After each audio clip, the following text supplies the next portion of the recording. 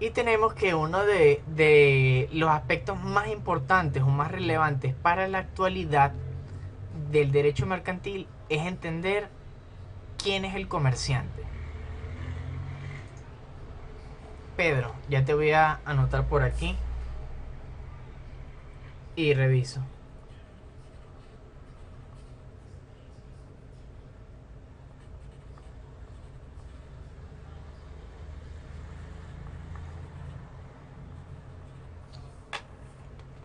Coba, bueno, igual como les dije, desde el martes en la tarde no he revisado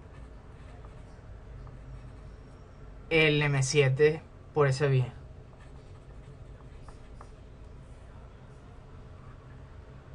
Exactamente, Rebeca.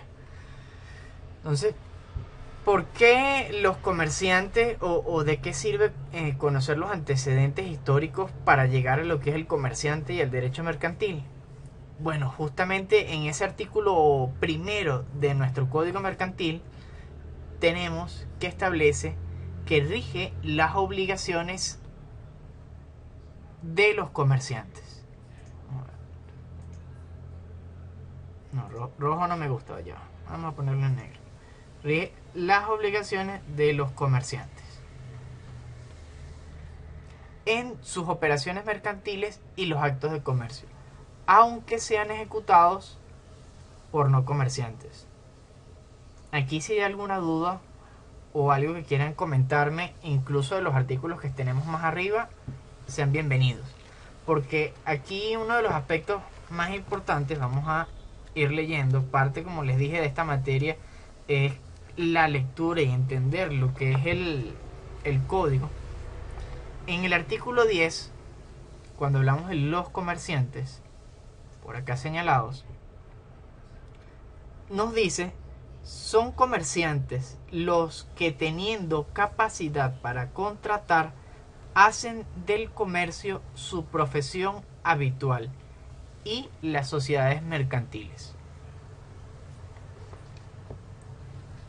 Entonces, como ven, aquí podemos unir el tema de capacidad que hemos conversado.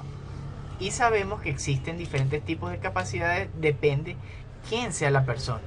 Así que podemos saber claramente, teniendo idea de lo que significa la capacidad, quiénes pueden ser los comerciantes. Ajá, veo que están escribiendo, sigue un poco adelantando. Muy importante entender que a pesar de que la legislación mercantil se rige a esas obligaciones que están contempladas por acá, también abarcas lo que son los derechos. Podemos ver que no solo se trata de quién realiza acciones, sino que también de las acciones y del conjunto de negocios o vínculos jurídicos que se presuman o se efectúen entre los comerciantes. Por eso es que destacan posteriormente ejecutados por no comerciantes. Exactamente, Manuti. Por eso es que los buhoneros realmente no son considerados comerciantes.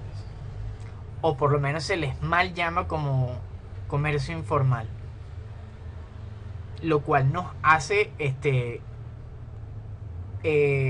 nos da una buena referencia porque nos distingue de que sí, eso cuenta como comercio, sin embargo las personas no son comerciantes formales.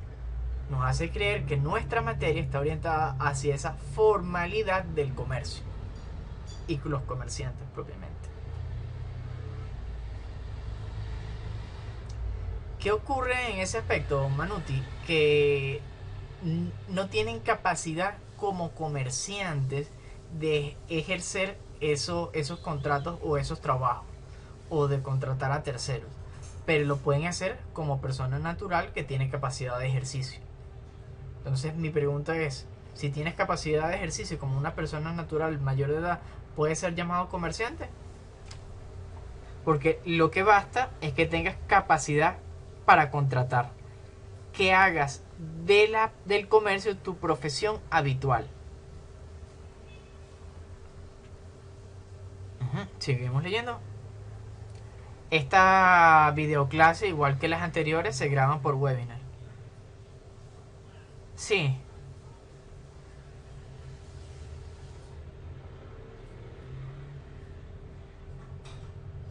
No puedo decir cómo sería una forma de definirlo que suene bonito, porque realmente no es una actividad comercial. Están trabajando en negro sin ningún tipo de referencia fiscal, sin ningún tipo de referencia bancaria, sin ningún tipo de formalidad o legalidad dentro de lo que representa la estructura del derecho mercantil. Entonces, limitarlos a decir que es comercio informal es como poco, por decirlo de una manera, o por dar una caricia. Ni por las leyes. Sí, bueno, exactamente, es una cortesía, por eso es mal llamado. Realmente no llegan a ser comerciantes informales.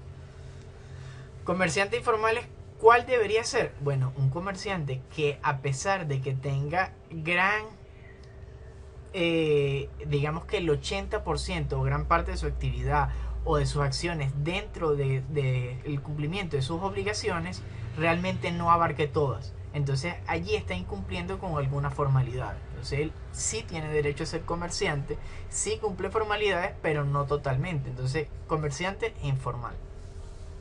Más o menos podría decir de que para esos casos aplicaría ese término. Realmente para los buhoneros no los aplicaría.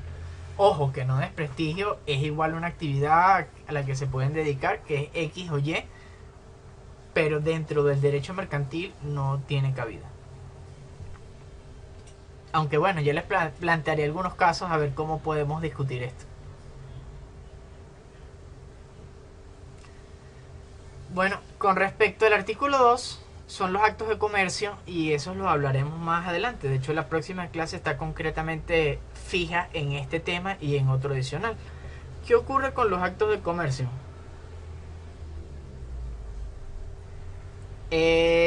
Bueno, ahí con el tema de la alimentación y los bienes alimenticios, ya te voy a decir, ¿dónde está aquí la palabrita? Los bienes de consumo. Existen varias situaciones que más bien están representadas dentro de estos actos de comercio que son ejecutados por no comerciantes.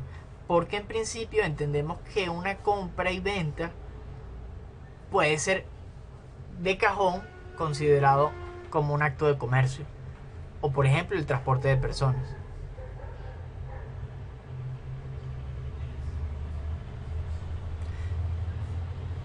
Lo que como él estaba comentando Daniel Holguín, lo importante es determinar las formalidades o las obligaciones que ha cumplido. En la medida en que las haya cumplido o no, es que realmente se considera un comerciante formal o no.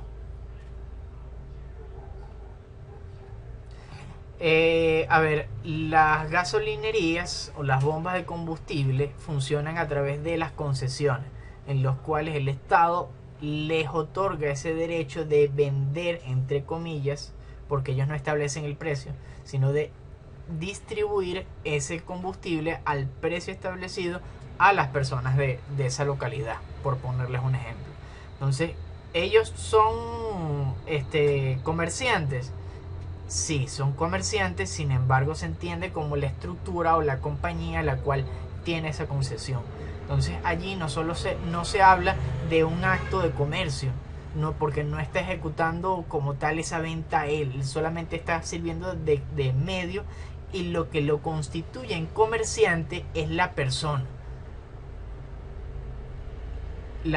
como la compañía jurídica. Ok, ok.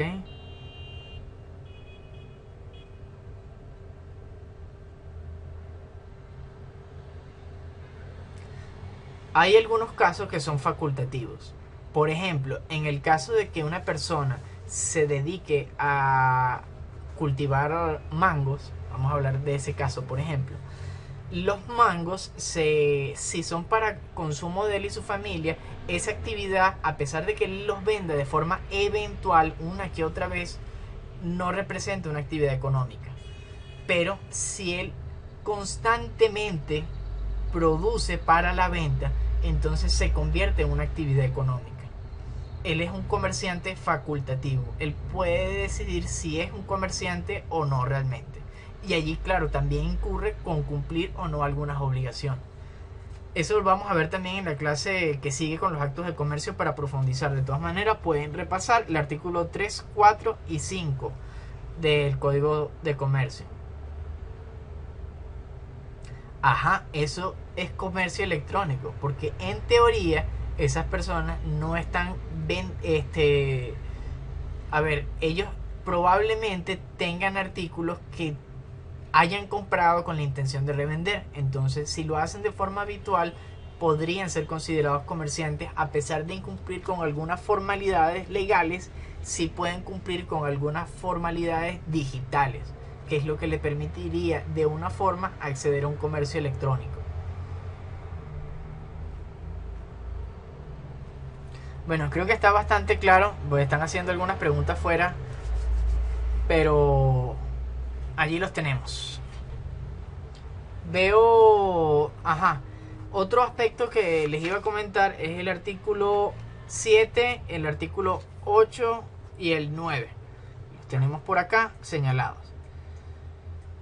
Les destaco que a pesar de que el derecho mercantil es una rama del derecho privado, eso no significa que puede contratar con el Estado. Igualmente, cuando vimos de los bienes, hay bienes que les pertenecen a todos y hay bienes que, a pesar de que son del Estado, no les pertenecen a todos, sino a esas instituciones del Estado.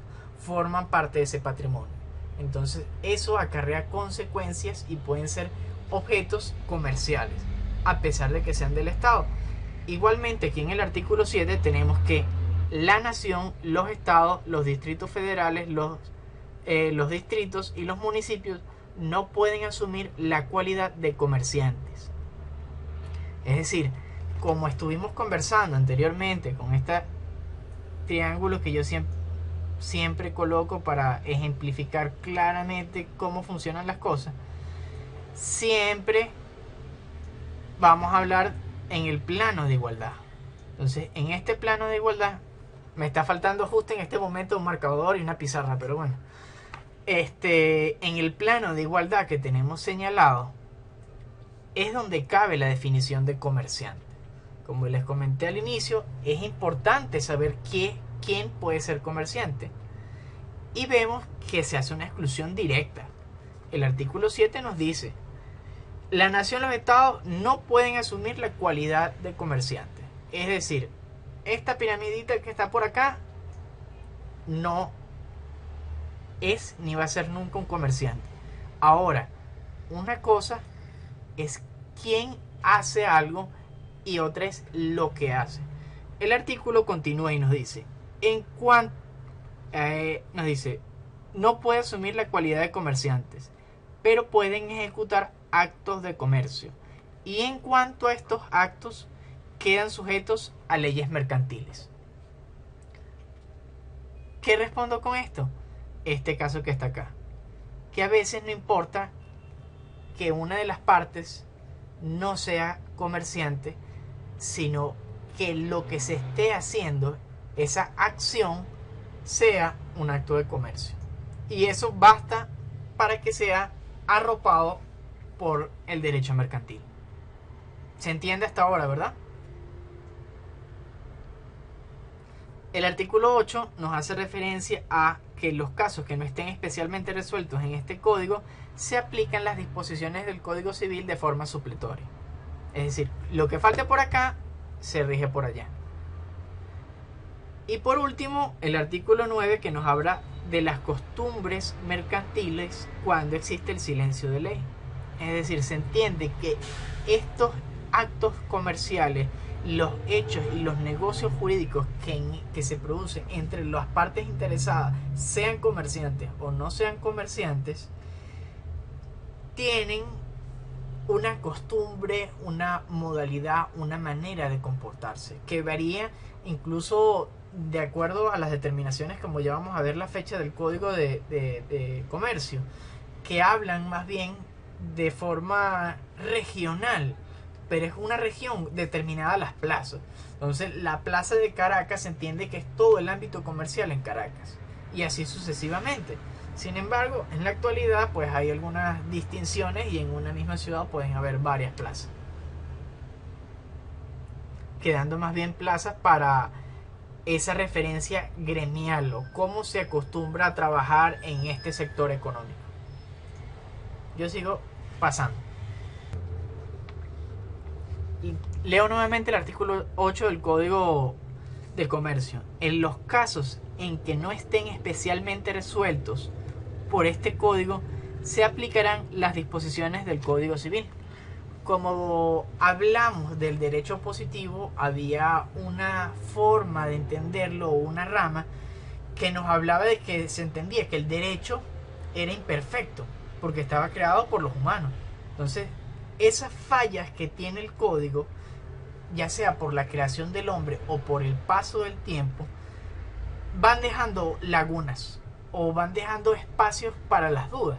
Entonces, en algunos casos que no se responda en base al Código de Comercio, se responde con el Código Civil. Por eso es que hasta el momento hemos siempre comentado el Código Civil.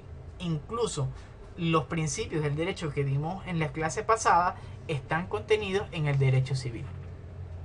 También son llamadas así áreas grises. Miren, parece que no está cargando para nada las láminas. Vamos a ver si carga alguna otra. Si no, tendré que volver a... Bueno, retomando un poco también el sentido del comercio, o más que del derecho mercantil, del ámbito de los negocios.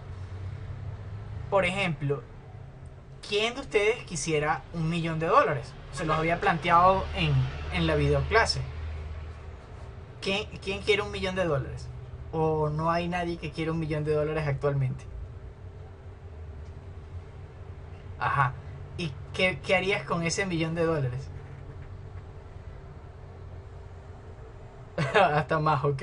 ¿Y qué harías con eso? No, si tú me planteas esa respuesta a mí, después de leerla a ustedes, les diría qué es lo que yo realmente quiero.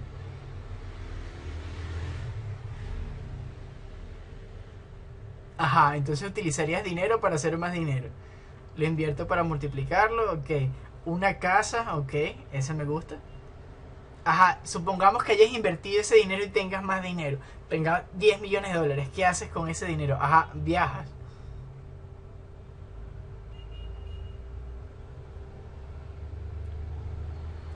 Bienes raíces, es decir, que en nuestra materia hablamos de bienes inmuebles, ¿verdad? Ok, tienes $10.000.000, los vuelves a invertir para hacer más dinero. Ok, satisfaces tus pasiones y ayudas a los más necesitados, que desde tu perspectiva son los perritos, también es válido. No trabajar más, bueno. Una casa, carro, viaje, bueno.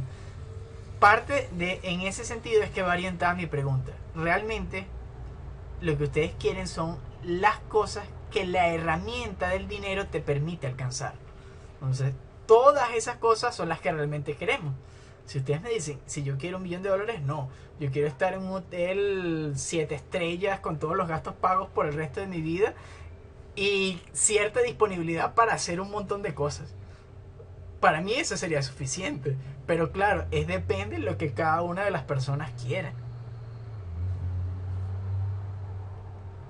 Pero al final es eso, entender al dinero como una herramienta. Y una herramienta que te permite acrecentar tu patrimonio. Por eso tenemos que el antecedente por antonomasia, es decir, que es indiscutido y que sin él no puede existir el comercio, es el mismo dinero.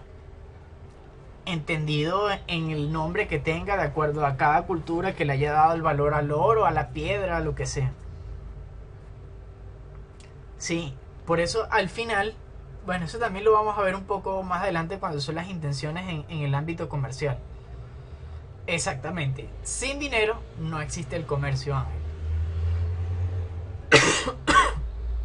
Sin embargo, o además de tener este antecedente podemos hablar del transporte de mercancías. Porque lo más fácil de vender es lo que se necesita en un lugar diferente al que ya se encuentra. Ajá, los ducados. Ajá.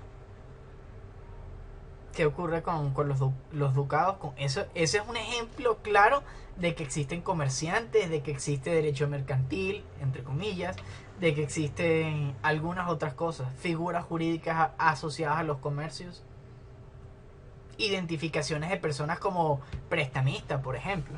Todas esas son cosas que tienen bastante relación con todo.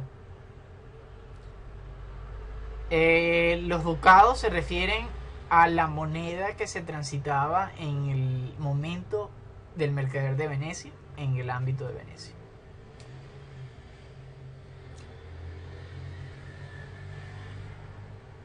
El intercambio no está dentro del ámbito como tal del comercio. Sí tiene algunas circunstancias por las cuales se puede convertir en un acto de comercio o en un ámbito, en un negocio comercial. En principio, el intercambio, el trueque, es reemplazar un objeto por otro satisfaciendo unas necesidades. Lo que significa que ni el patrimonio de este ni el patrimonio de este sufre un cambio real. Solamente hay una satisfacción personal. Por eso es que está sobre todo incentivado por algunos ámbitos, sobre todo de políticas humanistas. Sin embargo, lo importante, como vemos, es ese dinero que puedes acrecentar e incrementar tu patrimonio. Claro, refiriéndonos exclusivamente a la materia. Y la materia ha evolucionado de forma tardía con respecto a otras. Es decir, tenemos antecedentes del derecho administrativo, de procedimientos administrativos, de derecho penal, de derecho civil, disculpen, de diferentes ramas del derecho, y casi que de último tenemos al derecho mercantil, y esto se debe a que el derecho mercantil, a pesar de que siempre ha estado ahí, ha estado mezclado con diferentes ramas. Como por ejemplo, en la obra del Mercader de Venecia se habla de una cláusula penal que literalmente es una libra de carne más cerca del corazón. Actualmente existe la cláusula penal, pero no se causa una lesión a persona ni es contra la vida. Lo que se hace es una multa o un recargo sobre el precio incumplido o sobre el pago incumplido. Y otro ejemplo de los que tenemos son sentencias interlocutorias. Creo que hasta ahora no hay ninguna duda. Si algo que he dicho no queda claro, me avisan. Ahora, te planteo un caso con el trueque. Tú te diriges a un sitio y llevas algún bien que te sobre, y tú cambias ese bien para adquirir unos que sabes que va a tener gran incidencia económica en donde tú te desenvuelves normalmente. Entonces, en ese caso, ese intercambio de bienes es para tú enriquecerte en un futuro. Y en ese ámbito, el negocio jurídico, el vínculo jurídico que acarrea a ese comerciante que realice esas acciones, es lo que va a determinar el comercio, si es un comerciante como tal. No el acto del trueque solamente, sino el inicio, el recorrido y el regreso para incrementar tu patrimonio a través del dinero. ¿Sí? Por eso es que también van a haber muchas cosas que tienen varias respuestas, porque en principio no, pero si se da en este contexto, este acto que por sí solo no representa un acto comercial, en conjunto constituyen la cualidad de comerciante a la persona.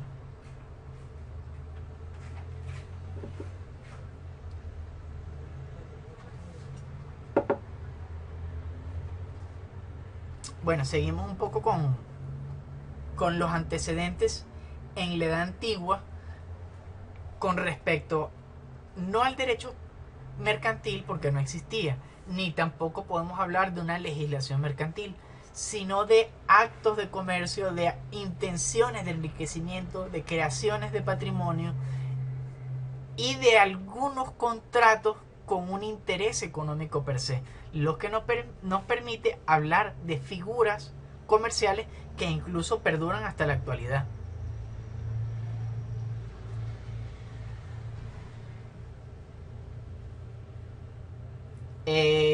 Carlos, sí, efectivamente, los préstamos a interés están contenidos dentro del ámbito del derecho mercantil.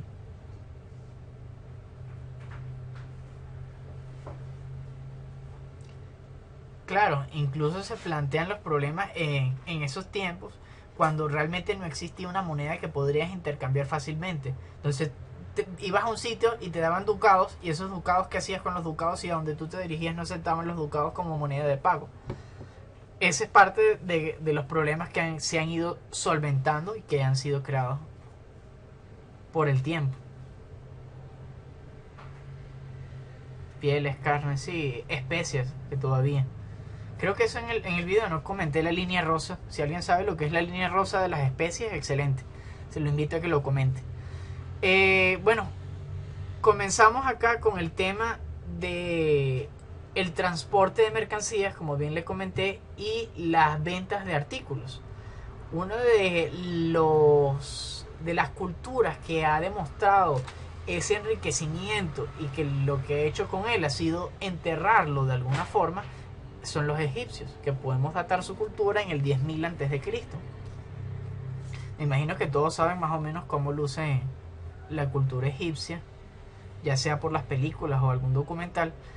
Y bueno, en el video destaqué que ellos, sobre todo uno de los aspectos que era en crecimiento, era el tema de la cerveza. Sin embargo, hay varios registros de transacciones e intercambios de productos que se producían en Egipto y se llevaban hasta la India. Y la India pagaba en especies, pagaba con telas y pagaba incluso con oro. Que bueno, el oro lo zumbaron para las tumbas. Posteriormente tenemos la cultura mesopotámica, que podemos hablar de aquella cultura similar de alguna manera con los egipcios, a pesar de que ellos tenían esos dioses xenomorfos que tenían características animales, pero que estaban centrados en un ámbito de crecimiento espiritual de una manera. Y de ellos se habla de que eran como la primera sociedad que se tenía vestigios, por lo menos vestigios con respecto a diferentes cuentos, tradiciones e incluso doctrinas como códigos de conducta. Y entre ellos tenemos al código de Hammurabi, que viene siendo una especie de Biblia. Y en ella se habla, por ejemplo, del talión, que es esta ley de ojo por ojo y diente por diente. Y esto es ¿cuál es la palabra? Una proporcional, una porción igual en consecuencia de, que se atiende más a lo que estuvimos viendo en la primera clase, a la ley natural, que la ley natural es causa y efecto. A una acción se produce una reacción que es más o menos proporcional. A eso está orientado el talión. Como ven, posteriormente vamos evolucionando y no hablamos de una ley natural, sino de una norma jurídica, de una construcción de ideas con un significado concreto. Y en este código de Hammurabi también se habla de la prenda, que vamos a verlo en las exposiciones, igual del préstamo, que también los veremos más adelante en las exposiciones. Y bueno, les adelanto que la prenda es una función de garantía y es un derecho accesorio. Y me estaban escribiendo algo por allí. Nada. Ok. Y los préstamos, pues tenemos que existen préstamos sin ningún tipo de interés y préstamos con interés. Incluso hay diferentes tipos de préstamos, como ya vamos a ver un poquito más adelante. Posteriormente pasamos hablando de los hebreos, y también hay textos con respecto al Éxodo que hablan de que existían las diferentes figuras de seguros. Entonces, en este tiempo que estuvieron rondando por el desierto, se habla de que se constituyeron o que se dejaron en escrito lo que son los seguros sobre los bienes y sobre las personas. Como les expliqué un poquito detallado de cómo se tiene esas nociones de seguro para aquel momento. Seguimos hablando con los fenicios. De hecho, siempre pregunto porque nunca nadie puede identificar quiénes son los fenicios. Si alguien me dice, mira, esto es un fenicio, dígame a alguien de alguna película, pues lo cuento como participación en este momento. Igual, son las 3 primeras respuestas cuando son participaciones de este estilo bien puntual. Y en este caso de los fenicios, existían como en esas películas que se paraba uno en la plaza y sacaba un papelito y decía, este tiene que ser, de ahora en adelante no pueden esto y pueden hacer esto. Eso es un edicto o una ley. Y se habla de que en ese innumerable cantidad de edictos que todavía se conservaron, entre ellos se hablaba de la hechazón. Los mesopotámicos son similares a los fenicios, mas no son iguales. Ajá, pero dime, cuéntame un personaje de película que cuente con esas características. Esa es la pregunta. Voy a dar un minutico y después yo suelto la respuesta. Muy importante entonces que entre estos edictos se encontrara la figura de la Lex Rodia. La tenemos por acá marcada. Ajá, los cartaginenses. Ajá, ¿qué película me cuentas por allí de eso? Y la Lex Rodia actualmente se conoce como la hechazón. Consiste en zumbar por la borda los bienes y las partes del barco que no son vitales como un sacrificio para poder navegar y atravesar alguna dificultad como una tormenta. Bueno, en Juego de Tronos es un mundo de ficción y te estoy pidiendo un personaje que, aunque sea del mundo cinematográfico, represente el espíritu fenicio.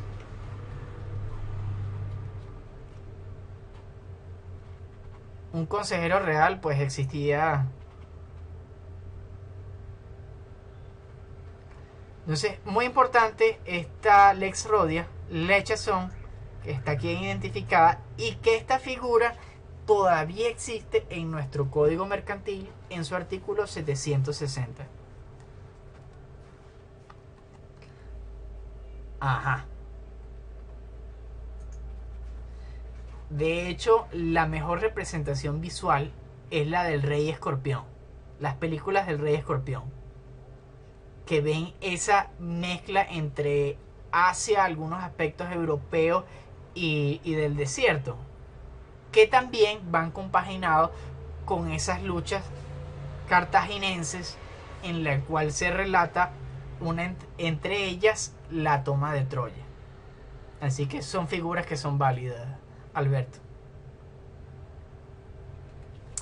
Seguimos avanzando un poco más en la historia, a pesar de que todavía seguimos antes de Cristo, y tenemos por acá a los griegos. Y encontramos al Nauticon Foenus, o el préstamo a la gruesa, que es un préstamo especial en materia marítima, el cual permite que yo, al otorgar un préstamo, esa persona se vea obligada a ese capital devolvérmelo.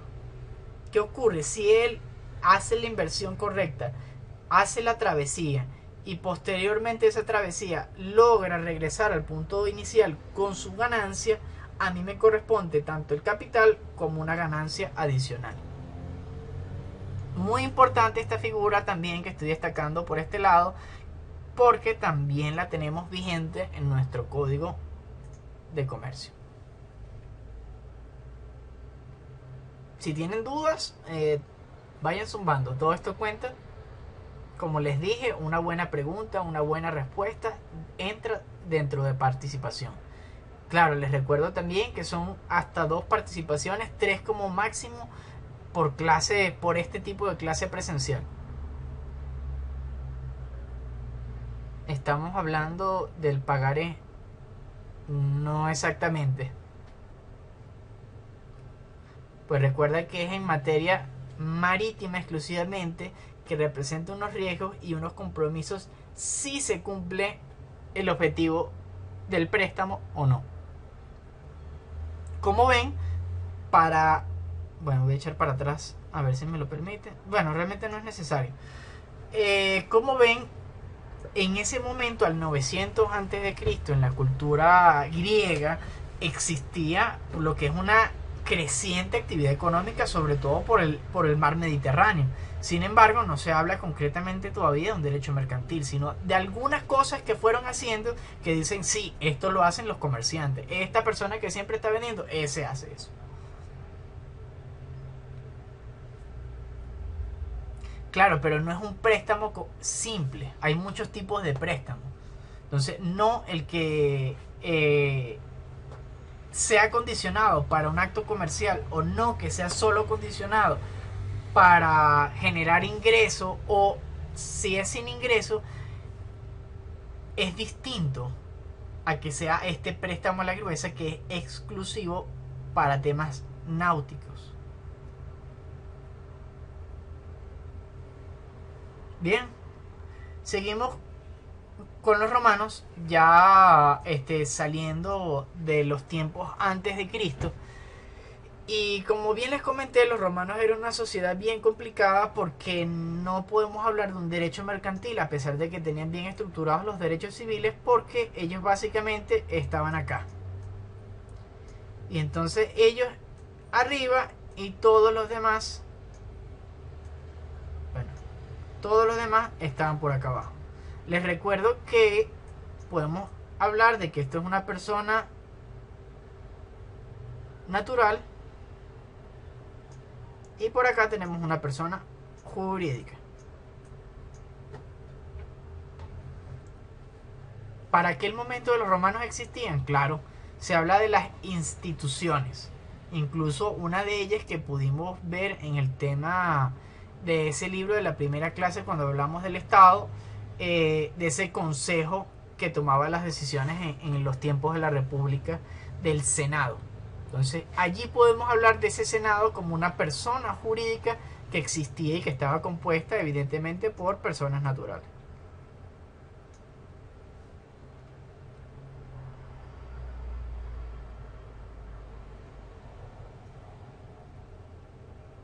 Ah, Jocelyn, sí, el préstamo a la gruesa es un contrato que consiste en un préstamo que entregas dinero y tú esperas que te devuelvan dinero. Pero depende la suerte del otro bajo las circunstancias de la travesía, tú vas a recibir lo que te prometieron, lo que diste o más.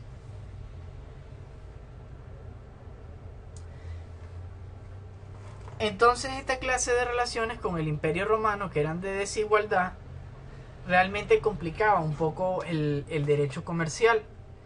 Y existieron figuras, por ejemplo, la actio institutoria y la actio exercitoria, las cuales son realmente el fundamento para lo que vendría siendo las acciones de los administradores y los contadores en la actualidad. Es decir, aquí se tiene una noción clara del origen de que no solamente existe la figura del comerciante y el consumidor. Se habla aquí de que existen trabajadores, existen dependientes, de que existen figuras o personas que representan al comerciante o al mercader.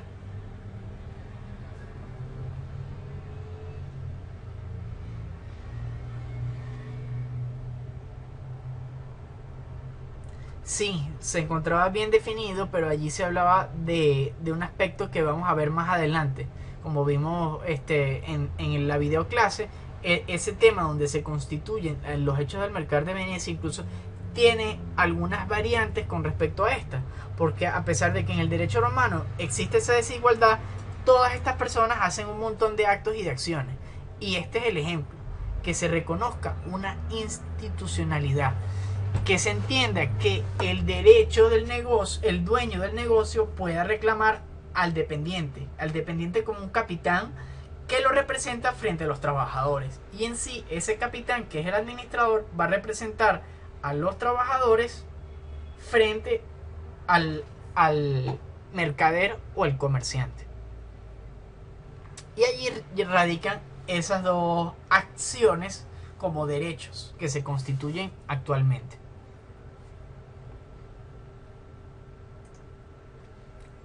Decir un poco más sería redondear en lo que hemos visto en los videos, en el video anterior, así que cualquier duda, zúmbenla, es el momento. Ajá, justo en este momento no me está cargando la imagen a mí.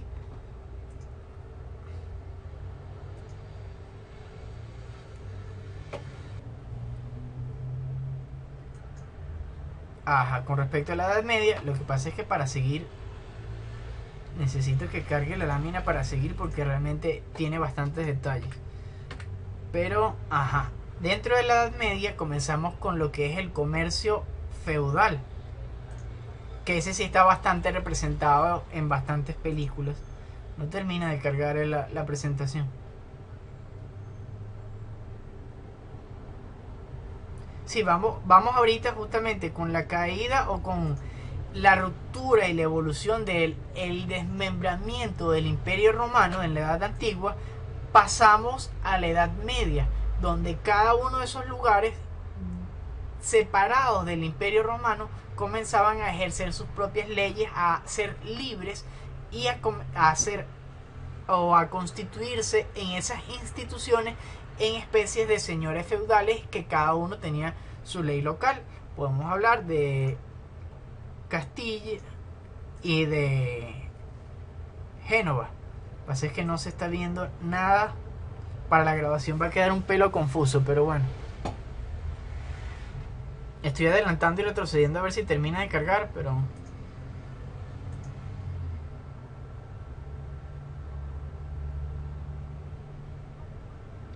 Bueno, continúo un poco y si tienen alguna duda vayan sumándola que yo estoy revisando todo en simultáneo. Podemos hablar ahora del 400 después de Cristo y no solamente se concreta en, en los comercios feudales, sino que comienzan a distribuirse, a vagar por el mundo. Entonces se crea el comercio ambulante. Las necesidades que están satisfechas en este lugar se pueden transferir a otros lugares y así surgen oportunidades de negocio que se concretan posteriormente en ferias ambulantes donde todos se reúnen en el lugar más benéfico para ellos, sobre todo a manera impositiva.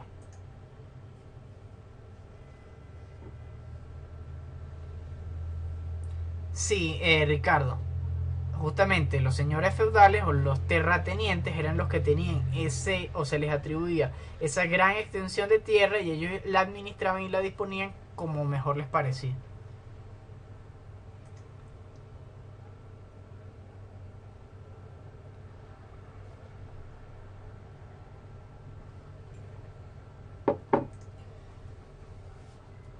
¿Qué ocurre? Que comienza a chocar esas distintas monedas, esos distintos comercios, esas distintas costumbres y al crearse esas ferias comienzan a integrarse diferentes acciones mercantiles y allí comienza justamente a amoldarse lo que es el comercio como tal y una costumbre más o menos uniforme. ¿Qué ocurre? Se crean los centros gremiales en el 500 después de Cristo. Esto es un aproximado, una fecha como para tener un orden cronológico coherentemente con la materia, que se desarrollan sobre todo en el mar Mediterráneo. Pues sabemos que no es lo mismo cargar en carretas a todo lo que pueda ocurrir o a todas las dificultades de la travesía a que se produzca por agua, que es mucho más fácil de transportar mayor cantidad de bienes y personas por un lugar o bienes y personas a través de ese mar para satisfacer los intereses de los otros lugares.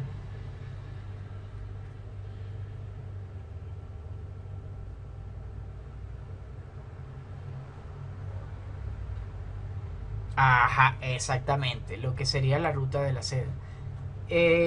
Corrígeme si me equivoco, Rogelio, esta ruta de la seda está centrado sobre todo en una ruta comercial desde lo que era la antigua Constantinopla, el Imperio Romano, hasta Asia, es decir, abarcaba desde Europa hasta China, concretamente en la búsqueda de los mejores gusanos de seda y algunas otras especies y bienes que fueran transportables.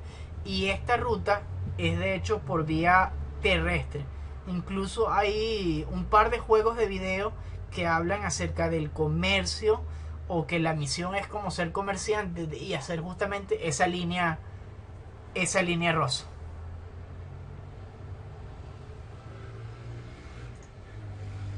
Sí. Creo que eso es más o menos lo relevante de allí. Si tienes alguna otra información, adelante. Seguimos con esta creación de estos centros gremiales que, bueno, estaban más asociados a los puertos. Es decir, existían esos terratenientes, pero estaban más limitados en el ámbito mercantil o comercial para esos traslados marítimos. Entonces, en cada puerto tenían ciertas características, ciertas regulaciones contra cada uno. Gracias, Carla. ¿Está correcto entonces todo?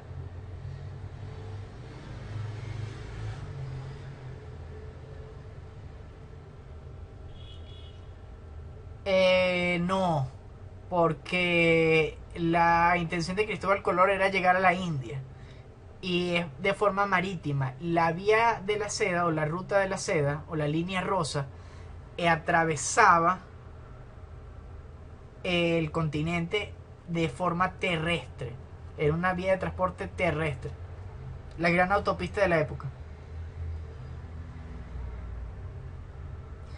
De hecho, hay uno de los sitios por los cuales pasa, que ahorita es como un ámbito cultural de la música, que creo que se llama OTAN, ¿no? O, bueno, después lo busco y se los paso, porque hay un par de ciudades que pasan por esa línea que son bien importantes actualmente a nivel cultural, porque justamente el transporte de toda esa gente lo que ha hecho es una cultura de diferentes aspectos artísticos bien particular.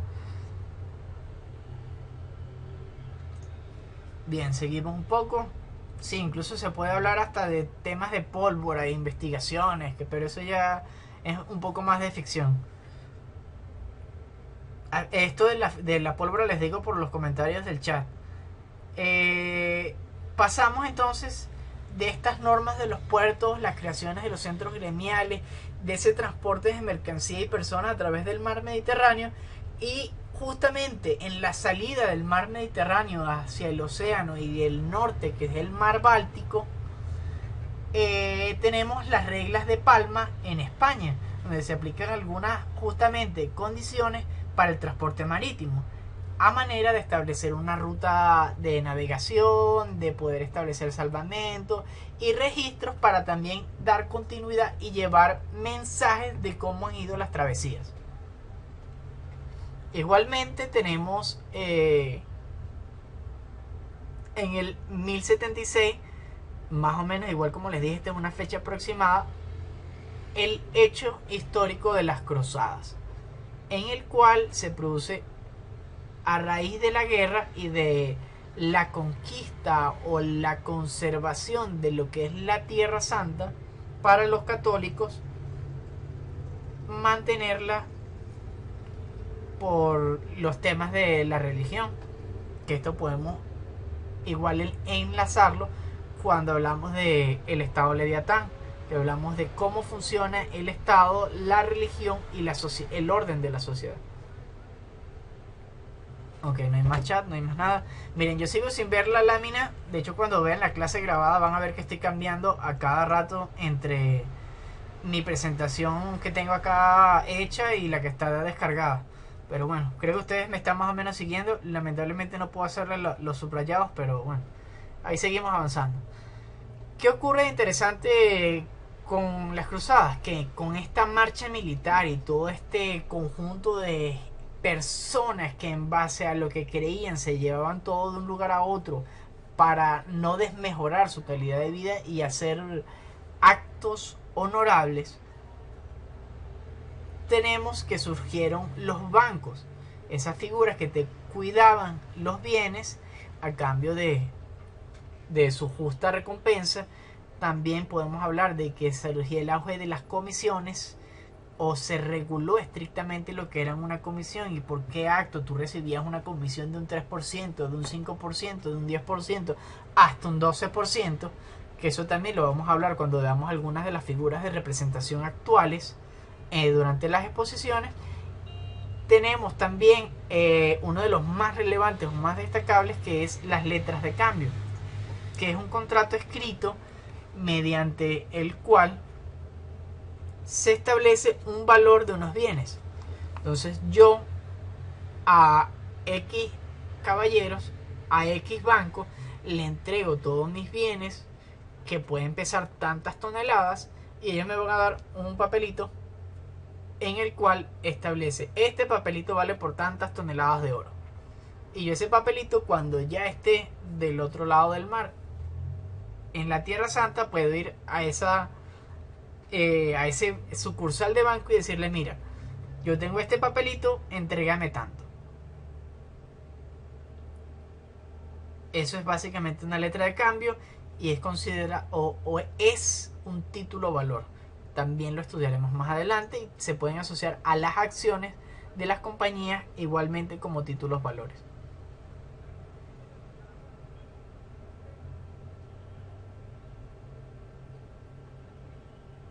Sí, exactamente. De hecho, todo este movimiento está hecho por la iglesia, por el tema de recuperar la Tierra Santa.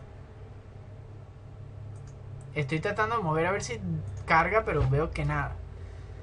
Seguimos con Grecia y surgen las reglas de Grecia, donde podemos aquí hablar de una suerte de mafias en las cuales se han transformado los gremios, en los cuales se te prohíben hacer actos de comercio a menos de que estés en el gremio correspondiente para esos bienes determinados. O sea, se fue desde que cualquier persona podía hacer cualquier cosa a que una persona únicamente podía hacer una cosa si estaba en este gremio. Entonces, las personas se registraban en los diferentes gremios para hacer diferentes actos de comercio.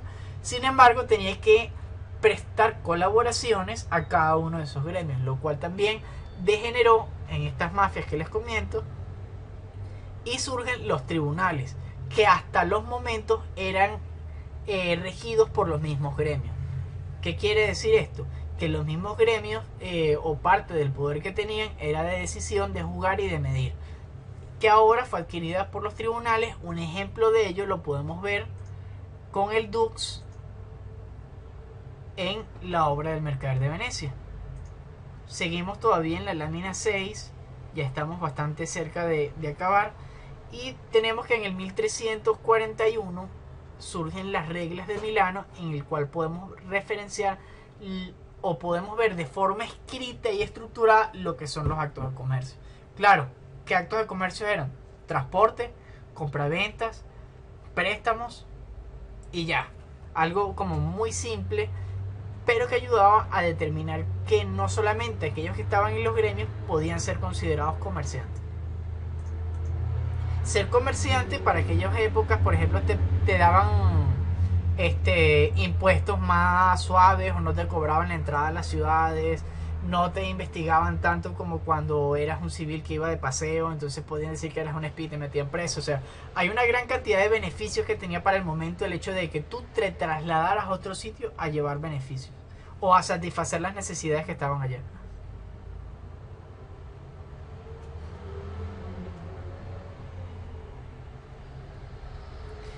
Sí, exactamente, porque en cuanto a las películas, incluso los papeles, eso porque ven ese montón de papeles que tienen valor. Fue una de las cosas que cuando se creó en el momento, la mejor forma que ellos encontraron o pensaron de articular las letras de cambio fue decir: mira, si esta persona físicamente tiene, vamos a poner, una engrapadora de oro, de plata, si tiene una engrapadora en su mano que es suya, si él me la da, yo se lo voy a dar por un papel que lo tenga él. Ahora, si se le pierde el papel, es igual a que se le perdiera la engrapadora. Entonces yo no me voy a hacer responsable. Yo solamente estoy encargado de entregar la engrapadora cuando me den mi papelito.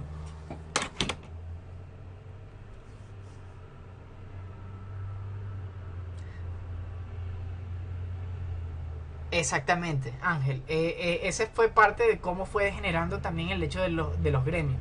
que fue creado como tal para apoyarse, para obtener beneficios, y se transformó en una mafia de que mira, yo decido si tú entras, si no entras, cuándo entras, cómo entras, cuándo sales, si puedes pasar por aquel lugar o si no puedes pasar, y cuando tengas un conflicto que fulanito no te haya pagado, mira, ustedes vienen los dos para acá y hablamos, y yo claro, yo me quedo con mi parte siempre. Viva las figuras, las instituciones de representación.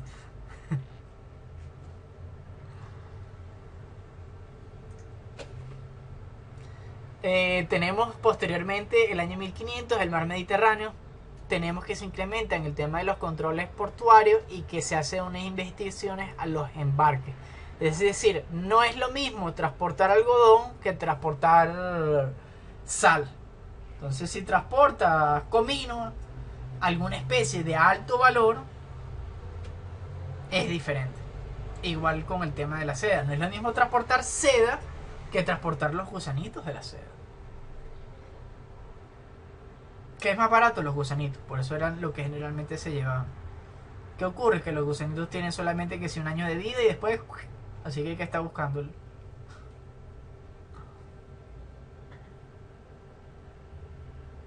Que por cierto, no sé si lo saben, pero ahorita hay un pequeño conflicto en Estados Unidos con el tema de las hormigas. De hormigas. Abejas. De las abejas asesinas, con el tema de que fueron mutadas con selección selectiva para que produjeran muchísima más miel. Y ahorita les voy a decir algo bien sorprendente. Déjenme leer aquí.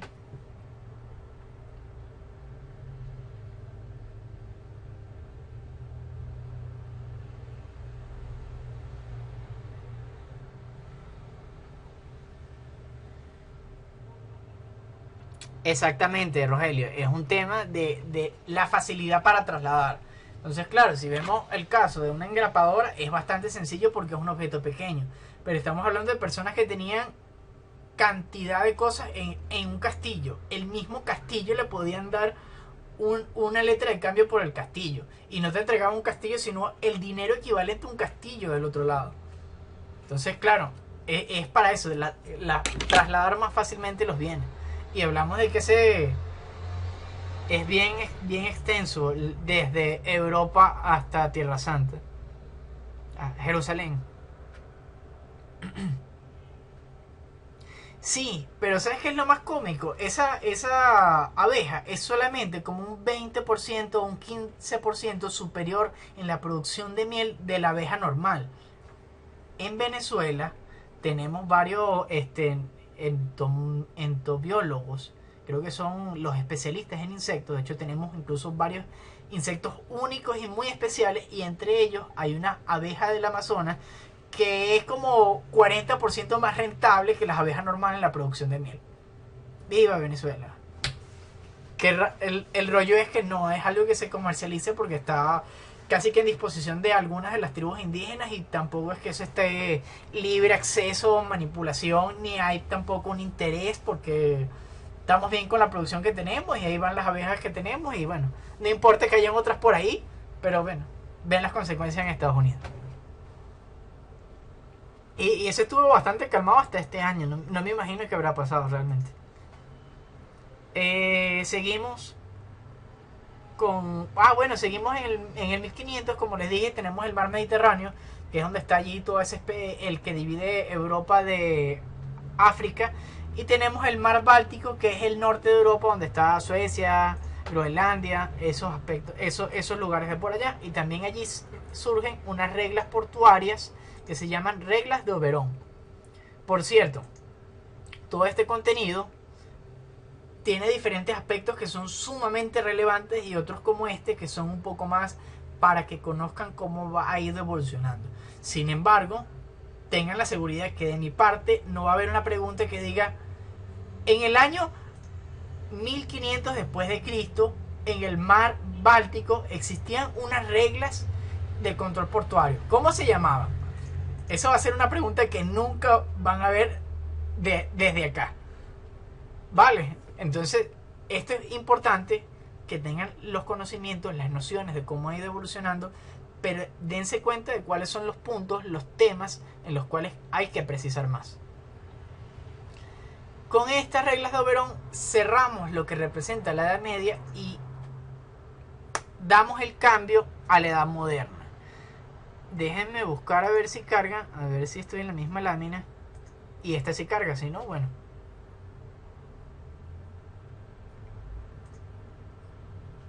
En esta edad moderna, creo que está cargando. En Francia, un rey que estaba algo aburrido, por lo menos esa es la forma en la cual la planteo yo siempre, porque el tipo básicamente un día, o por lo menos por lo que he podido leer, se describe como que él un día estaba contemplando a todo el mundo desde arriba y dice, qué raro que yo esta gente que vi ayer y que vi antes de ayer y que vi la semana pasada están aquí de nuevo y otra vez tienen una carreta y siempre lo que ellos traen se están moviendo, siempre están trayendo cosas. Entonces le dijo a uno de sus escribientes, mira, averíguame qué es lo que están haciendo. Y allí es donde se crea o se recopila en un texto medianamente con estructura formal o legal lo que es la Lex Mercatoria. Les recuerdo que ya para este momento ya existía en todo ese ámbito de caballería, de la Edad Media, incluso desde el 1500 podemos todo lo que son las cruzadas. Y ya había un conjunto de leyes, incluso cuando los derechos de las personas que eran libres, de los esclavos, de los títulos nobiliarios, de la sucesión de las tierras. O sea, ya hay una gran complejidad de estructura legal que existe. Y aquí lo que se hizo fue, mira, yo que siempre estoy acostumbrado a hacer leyes, voy a ponerme a ver todas estas cosas que pasan, y comenzó a registrarlas como si fuesen historias. Creo que eso también se los comenté un poco. Entonces, estas historias se recopilaron en un libro que creo que salen en algunas películas de ejemplo, que son unos libros gigantescos que casi que no pueden cargar y que solamente están postrados sobre un altar. Entonces, esa Lex Mercatoria fue sumamente impráctica. Ajá. Ahora sí, ¿me escuchan? Es que me alejé un poquito. Ahora sí, ¿verdad? Nada. Ya va, yo sí estoy viendo.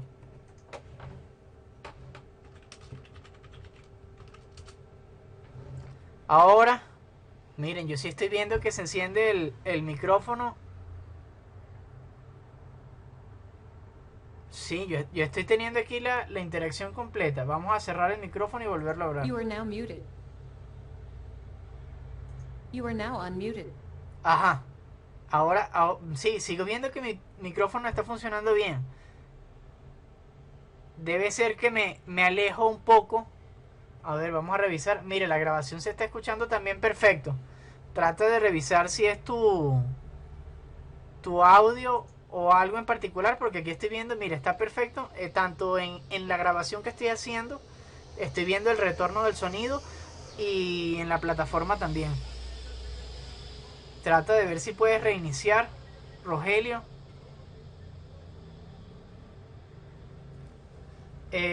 Bueno, sigo avanzando lentamente mientras se reincorpora. Y siguiendo en Francia, esa iniciativa del rey Luis XIV realmente se traduce en la necesidad de crear unas leyes tanto mercantiles terrestres como marítimas. Y allí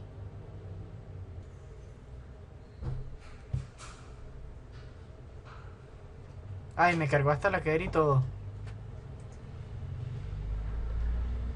Ahora sí, sí, sí, sí, perfecto. Listo, listo, chicos. Seguimos entonces para ir cerrando, que ya falta poco. Tenemos entonces que esta Lex Rodia, esta Lex Mercatoria, se dividió. Vamos a otra vez a ver si podemos seguir con la grabación, con la camarita incluso. Y... ajá, perfecto.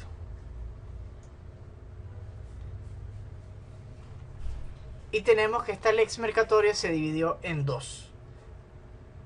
Y fue en la recopilación de costumbres mercantiles terrestres en 1673, y en 1681 se concretó esa división en la recopilación de costumbres marítimas.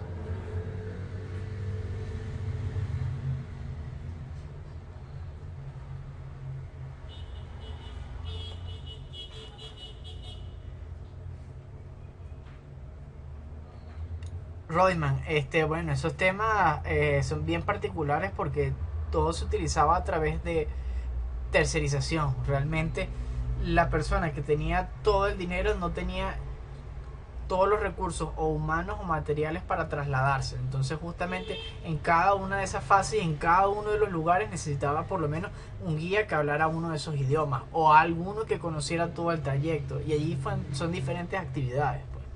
Entonces cada una incurría en un costo.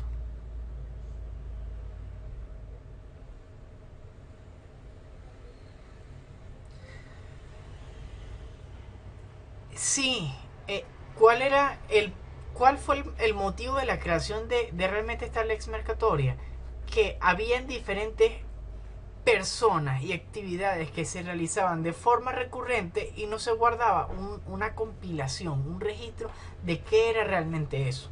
Entonces, esas actitudes que por lo menos el tema de los gremios sí estaba consolidada, el tema de los prestamistas estaba consolidada, pero algo como compraventas en simple o compraventa de artículos varios no estaba contemplado. Entonces, en esto fue la creación de la Lex Mercatoria. Y que claro, esto incluía también aspectos y cuentos y costumbres marítimas y también terrestres. ¿Qué pasa con el 1737? Que tenemos las ordenanzas de Bilbao, que son las primeras leyes que comienzan a aplicar en Venezuela. ¿Por qué? Porque a pesar de que Bilbao, como bien saben, es de España, o está ubicado en España, en Venezuela para ese momento era provincia española. Y es allí donde se emitían las leyes que aplicaban en Venezuela. Claro, realmente no eran del todo eficaces o eficientes porque la realidad venezolana era diferente a la realidad española. Seguimos con otro tema que es bien importante, que es el código napoleónico, que a pesar que Napoleón no instauró un imperio como el romano, sí tuvo una campaña militar que tuvo gran cantidad de consecuencias jurídicas, tanto civiles como mercantiles, porque ahí se reconoció la labor de las personas con respecto a los suplementos alimenticios, de armas, de guerra, de vestimenta y de todo tipo. Entonces, ese reconocimiento para que pudiesen actuar como vendedores estaba bien destacado para que recorrieran en todo lo que había abarcado Napoleón. Esto como una parte que, bueno, me acabo de recordar un poco del tema y que también es un personaje histórico bien controversial, es Gengis Khan. Que Gengis Khan es una de estos que, como el Atila el Uno, eran esos conquistadores despiadados que iban arrasando y que simplemente se dedicaban a saquear. Pero Gengis Khan tenía varias particularidades. Primero, él establecía puestos de abastecimiento cada ciertos kilómetros. Es decir, que cada sitio, cada tantos kilómetros había un puesto de mensajería con caballos y alimentos para las personas que enviaban los mensajes. Esto muy útil para el tema del traslado. Y un aspecto jurídico que para mí es súper relevante es que para aquel momento, estamos hablando incluso en el Imperio Romano, al inicio al inicio de los tiempos después de Cristo, o sea, antes de Cristo, se reconoció de alguna manera los derechos de la mujer, a pesar de que eran tribus bárbaras que hablaban de que tenían 7, 10 mujeres. Gengis Khan obligaba o determinaba por ley que a cada mujer se le considera, o a cada hombre se le considera al menos una mujer, y lo igualaba no en base al hombre, sino que decía que era igual de valor que una cabra, para que vean cómo hemos evolucionado. Me pareció importante destacar los que tocamos el tema de Napoleón, pero bueno, eso es una parte.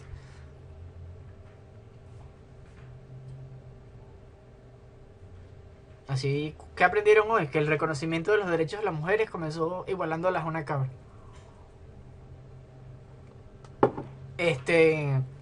Con esto ya caemos en la última parte, que es el Código Mercantil Venezolano, donde realmente en el 1862, después de la independencia, se crea como una forma de decir, mira, yo Estado soberano que tengo derechos y poderes, zumbo esta ley que está aquí.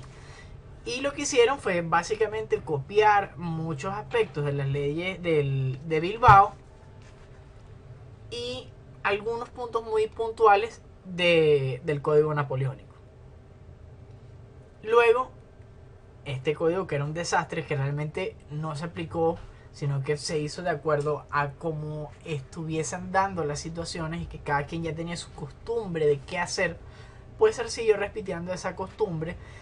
Y hasta 1873 tenemos el Código Venezolano, que realmente está organizado y estructurado de acuerdo a unas necesidades contemporáneas, por lo menos de aquella época. ¿Qué sucede? Que 30 años después, tanto por la evolución del mundo con el tema de las libertades que se producen en la independencia y esas guerras revolucionarias, pues se reforman lo que son los actos de comercio y se explican más claramente. Si alguien tiene a la mano un código de comercio, como pueden observar, tiene 23 actos de comercio distinguidos. Para este momento pasa de tener 3 actos de comercio a 8 actos de comercio. Ese es el aproximado, eso tampoco no es tan relevante, solamente para darles una fecha concreta de cuándo se constituyó la idea de que aquí de estos son los actos de comercio que deben estar relevantes. Claro, pasamos algunos años más y en el 1919 tenemos la estructura del Código de Comercio que tenemos hoy en día vigente. Es decir, que este Código de Comercio que vemos por acá fue creado en 1919, en la cual se hizo gran inclusión de las compañías y que posteriormente se hace una reforma bastante gruesa por el tema del reconocimiento. Ven que sí tenía sentido que les había dicho lo de las mujeres, por el reconocimiento de las mujeres, y que este es el código que tenemos actualmente. De hecho, depende lo que consigan por allí por internet, incluso en los comercios, este es el que se consigue realmente porque es el que está de pleno, pues, o está allí. Sin embargo, hay unas versiones donde tienen unas modificaciones de forma del 2007. Entonces, este está vigente y la diferencia entre esta y esta es mínima. Lo que significa que nuestro código mercantil, tal como está concebido, está creado en 1919 y está modificado de acuerdo a los derechos humanos con respecto a las mujeres en 1955. Así que díganme ustedes, un siglo de... Exactamente, 1955. Tenemos básicamente un siglo con el mismo código mercantil.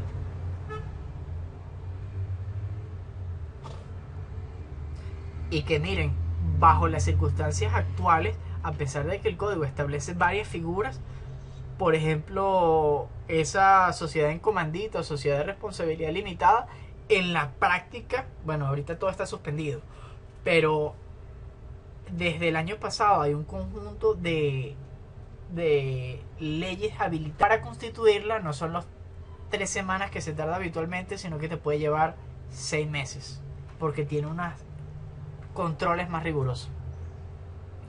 Pero bueno, este es más o menos el resumen general de todo lo importante de los antecedentes históricos para la materia.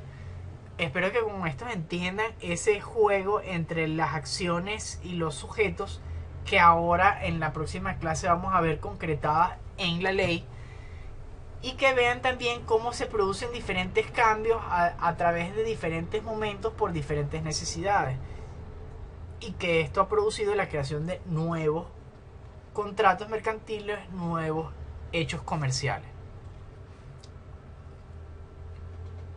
Ánimo, que estén bien y éxito.